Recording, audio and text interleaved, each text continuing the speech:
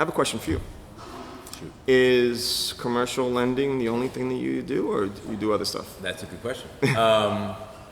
So about 3 years ago, I was doing a lot of commercial lending, and they came out with the law of you have to have, in New York State, you're supposed to have your commercial or your real estate broker's license to lend commercially. That became a thing. Okay. So in an effort to do that, I became an agent, I was under a broker, I sold units. Now, I'm not your typical agent where I'm out there pining for business. I've been very fortunate where my friends, they'll always ask a question, hey, what do you think? What do you think about this? What do you think about that? And I would just give them honest opinion to a point where they'll, eventually be like, yo man, I want you to handle that for me. I want you to handle my negotiation. Like, they'll be like, what do you think about that? Like, well, I think you should negotiate this because this, and this. And all of a sudden, like, yo, it's brilliant. Can you handle that? And that kind of became the evolution.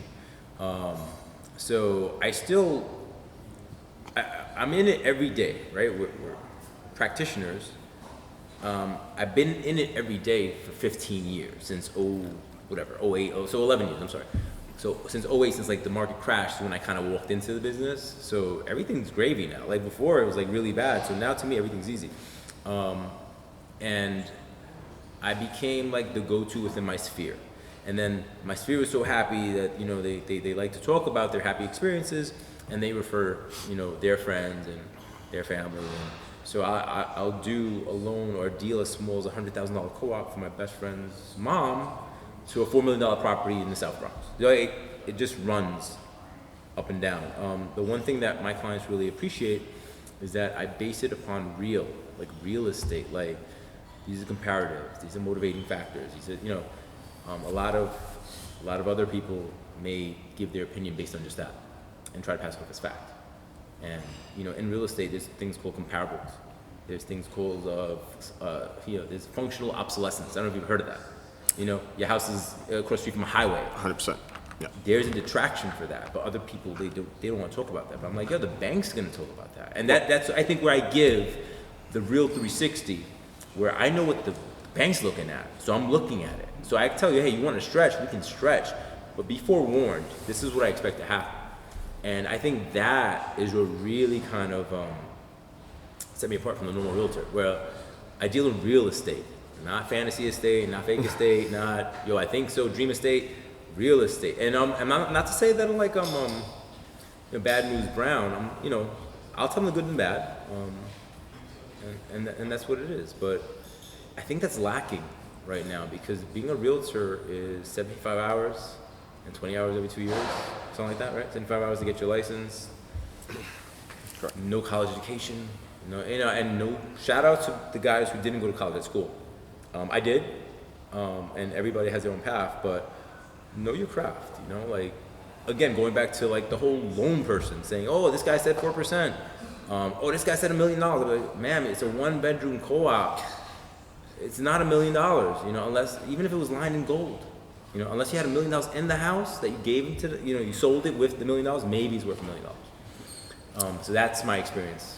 Real estate. But again, what facilitates your ability to do that, to give that true analytical approach to the sale of real estate, is the multidisciplinary approach you take to your career, right? Which is that because you've been a lender and you understand appraisals and you like you said, understand what banks are looking at, exactly, all of those concepts that go into what is frankly a very difficult aspect of the craft, which is appraising property, right? And two appraisers could come at the same property with different opinions on its value. Broad range of value. Exactly, right? So you understand what goes into that, making you a more successful and well-rounded, person in both areas. The ratio works in my benefit, but I mean, there's certain things that you can't even quantify. Where I had a client that was buying a house for $300,000 over market value because his temple was there, so he didn't care. And the bank was cool. They're like, makes sense. So, like, I've seen it all. Like, you're like, really? Like, yeah, it makes sense. I've had people with a 2 or 1 bedroom house across the street from a railroad.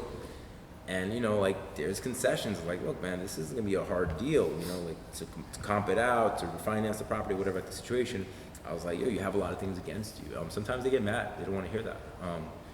But I'd rather hear it now, and then we can work around it or work with it, than, yeah, everything's great, bam, you know, the kids aren't okay. You know, just use that metaphor. You gotta set expectation and then deliver. A lot of guys in the business over what was it called? Over promise and under deliver. I try to go kind of 50-50. Look, this is what we face. I'm with you. I'll go around under over, but this could be a problem. And you know, usually the clients really appreciate that. They appreciate, like, they're like in the know instead of being like, you know, Johnny outside. They like that. They're like, oh, what do you think? Are we good? I'm like, we're good. They're like, oh yes. You know, like, they're like part of the transaction. I like that better. I think people try to separate the transaction so much that the buyer or seller become alienated. You know, and sometimes you gotta tell them, hey man, you shouldn't be at the open house. I know you want to tell them about everything in your house, but that's not really what we're doing here. We're just putting it out to the market. And you know, people are emotional for real estate. They're very emotional. They're like, you know, oh, no, it's crazy. And I'm like, no, it's not really crazy. But that's when you defer to a professional. You know, that's what I see a lot of. And you mentioned earlier this concept of the debt service coverage ratio, right? Right. Which is a guiding principle in terms of the way the banks evaluate And analyze. analyze property, right? And that is sort of, that relates to commercial property, right? Yeah. It relates to any property. You can look at a one family and be like, what would the rental be on this? And what you're doing there is telling the seller, hey man, if you're gonna leave, right? If you think about maybe upgrading or maybe downgrading, but you want to retain, so this is what you're looking at in terms of income. Plan accordingly. So if you're more than covered, that's great. If you're not, plan accordingly, because there's a deficit, and where is it going to come from? So you can use it for anything. So what you're saying essentially is that if somebody's purchasing for investment, right? Right. Because the model, if they were purchasing to reside, there would be the debt to income ratio, right? Right. Which their personal income. Right. Exactly. Right. So but most times people do their first time, start at home, and have a kid or two, and then all of a sudden they need more space. Correct. And then on the third trimester of their life, they have to then, the kids are gone.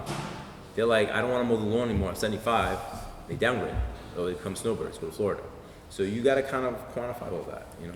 So the conceptual underpinning to the debt service coverage ratio is essentially that they're evaluating this house, right? It's real estate, but they're looking at it as a business, right? Absolutely. Right? Absolutely. Can this real estate function as a business, taking into consideration the expenses versus the revenue, income, right? Right. And if you pluck out the financials of the primary home buyer, that's where you pull that away, and you're looking at bricks and sticks and income. And that's the way we underwrite.